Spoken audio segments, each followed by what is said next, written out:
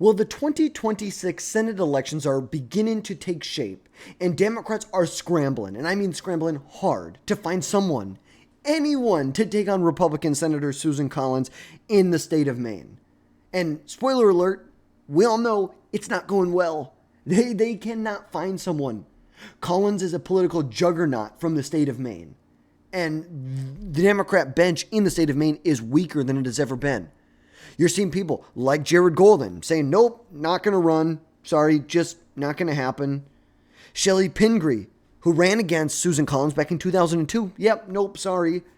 The best they have right now is Janet Mills. She's the best that they have. And she's like 77 or 78. She is term limited as the governor. But what, you're going to run and be senator for one term? And we've talked about this in our other videos. It's very difficult going from being a governor to a senator, where you go from the CEO to one of 100 in the Senate, and then you're like one out of like 538 or whatever the number is, 535 between the House of Representatives and the Senate. It is just not going good for the Democrats as of right now. Now, like we said, Susan Collins has been a Maine senator since 1997, and this will be Susan Collins' sixth term she will be running for, a historic sixth term. Like we said, elected all the way back in 1996. This was Bill Clinton's re-election year right here. And she is a master when it comes to retail politics, with deep roots in the state of Maine and a knack for winning over independents, moderates, Democrats. And in 2020, she faced the toughest re-election that she had ever faced. You had Democrat Sarah Gideon. They spent over $200 million combined on the race. $200 million combined on the race. And she still won by like 9 percentage points. It was kind of nuts. But look at this. Almost every poll you're looking at here, every poll from the 4th of July till election date showed Susan Collins losing. Every single one. Every single one. Real Clear Politics had Gideon up in the aggregate, 6.5 points. 270 to win, had her up 3.8, or had her down 3.8. And she still won by almost 9 points. And Maine is a blue leaning state. Kamala Harris won it by, I think, a little under 7 points in 2020. Yeah, 6.9 percentage points Kamala Harris won. But Collins has consistently outperforms her own party in the state. She's the only Republican senator from the New England states and the only one to win a Biden state in 2020. And her moderate record, like voting against the ACA repeal, but also supporting tax cuts that Donald Trump passed in 2017. And she'll probably support this one big, beautiful bill, these tax cuts again in 2024. Or I should say 25, which makes her a tough target. She has crossover appeal in a state where ticket splitting is very much still a thing. These New England states very much are okay ticket splitting.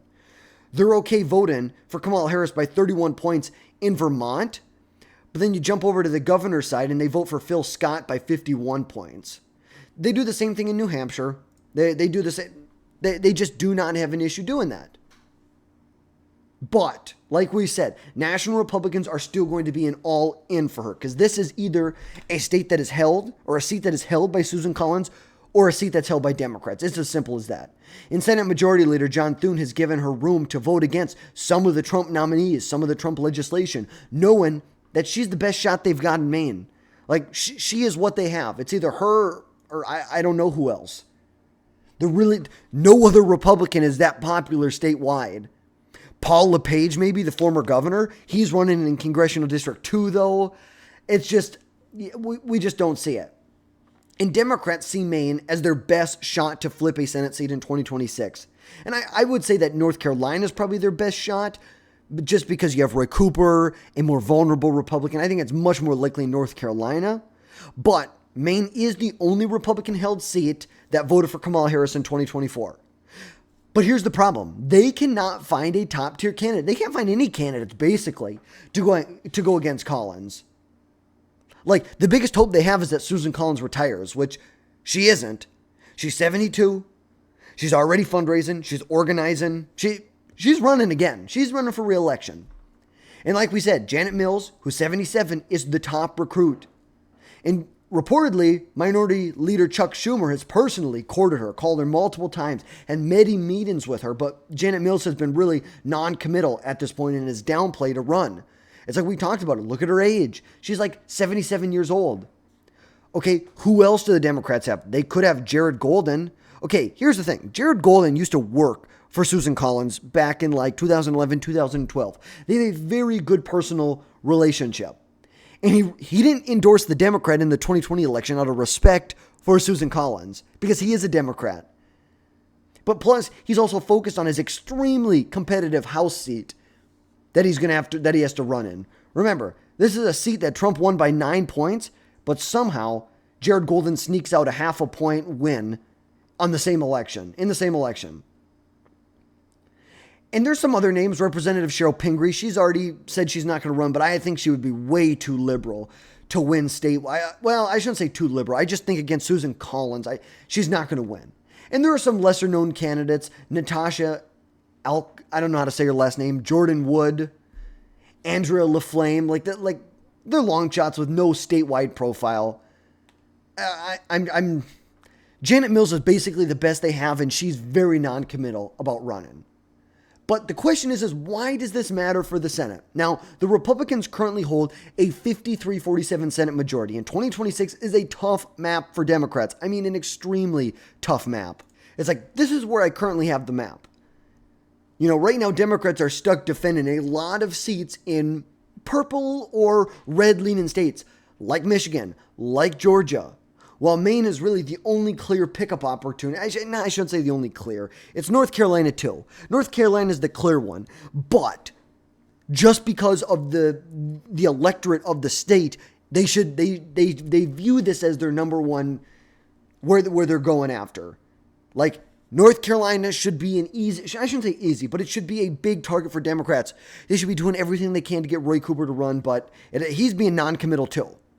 But if Democrats cannot field a strong candidate against Collins, their path to a Senate majority is brutal. Like it honestly is. Even if the Democrats hold all the seats, even if the Democrats hold all their seats, pick up North Carolina, pick up Maine, they're still only at 49. They're still at 49. Like where else are you going? Are you going to run Sherrod Brown in Ohio? Okay, well, it sounds like he might run for governor there. Maybe he'll run in the Senate side. We don't know yet. What are you going to hope that maybe an independent like Dan Osborne can flip someplace like Nebraska?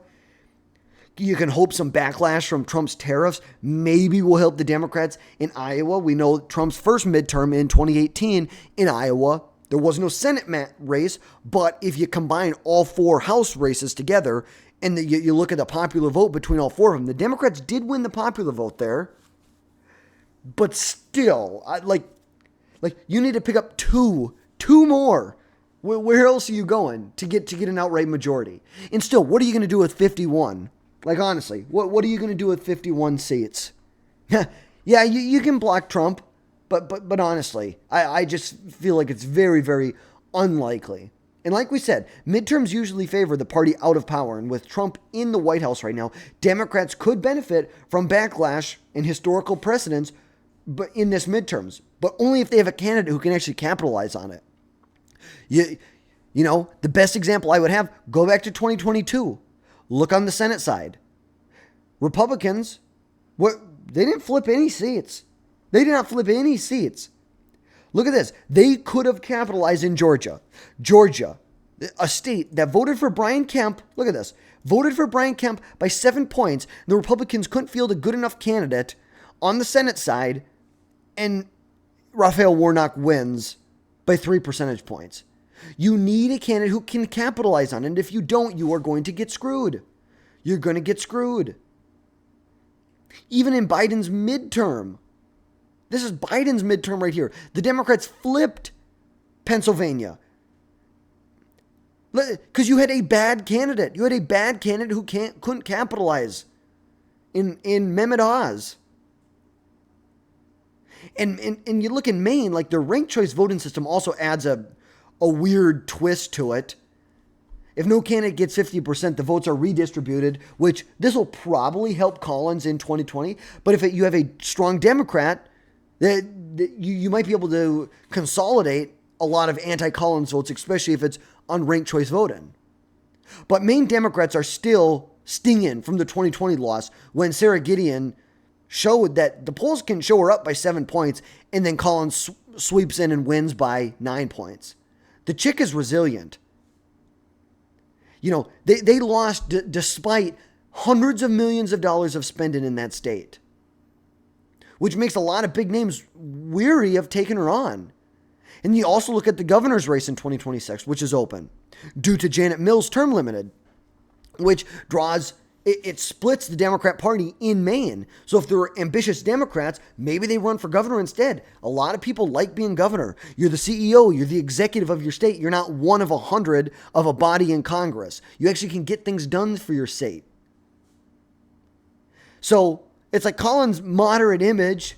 You look, she's the head of the Appropriations Committee. She's got a lot of leverage here, and she brings a lot of federal dollars into Maine, which she can run on. She can run on that.